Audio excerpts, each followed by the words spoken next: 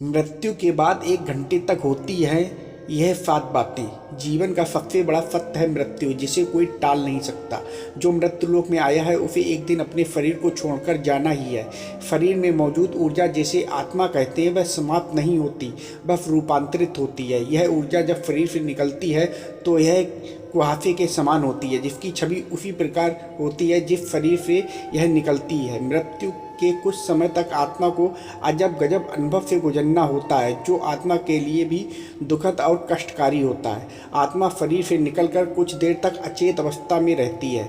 आत्मा को इस प्रकार का अनुभव होता है जैसे कठिन परिश्रम से थका हुआ मनुष्य गहरी निद्रा में होता है, लेकिन कुछ पल में यह अचेत से सचेत हो जाती है और उठकर खड़ी हो जाती है। जब व्यक्ति के शरीर से आत्मा निकलती है, उसे कुछ समय तक पता ही नहीं होता कि वह शरीर से अलग है।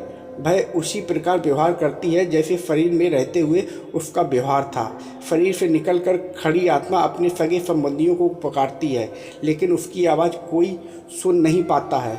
इससे आत्मा को बेचैनी और छटपटाहट होने लगती है।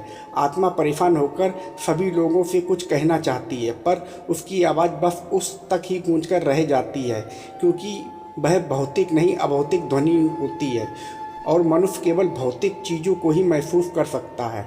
वर्षों तक शरीर में रहने से जो सांसारिक माया का आवरण आत्मा पर पड़ा होता है, उससे मोहबस आत्मा दुखी होकर कभी अपने मृत शरीर को तो कभी अपने सगे संबंधियों को देखकर उनसे बात करना चाहती है, लेकिन उसका प्रयास विफल होता है।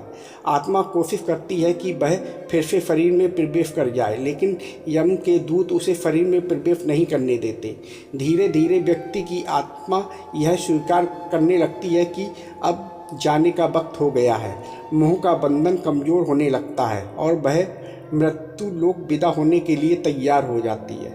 शरीर के मृत हो जाने पर आत्मा अपने परिजनों को रोते बिलखते देखकर दुखी होती है और खुद भी दुख से व्याकुल होकर रोती है, लेकिन उसके बस में कुछ नहीं होता। वह लाचार होकर सब कुछ देखने और अपने जीवन काल में किए गए कर्मों को याद करके दुखी होती है। यम के दूत आत्मा से कहते हैं कि चलो अब यहाँ से चलने का समय आ गया है, और कर्मों के अनुसार उसे लेकर यममार्ग की ओर चल पड़ते हैं। कुछ ही समय में आत्मा मृत्यु लोक की सीमा को पार कर एक ऐसे मार्ग में पहुंच जाती है जहां ना सूर्य की रोशनी होती है, ना चांद की चांदनी। उस लोक में हर जगह अंधेरा होता है। यहाँ आत्मा अपने कर्मों और इच्छाओं के अनुसार कुछ समय तक विश्राम करती है। कुछ आत्माएं जल्दी शरीर धारण कर लेती हैं, तो कुछ लंबे समय तक विश्राम के बाद अपनी इच्छा के अनुसार नया शरीर धारण करती हैं।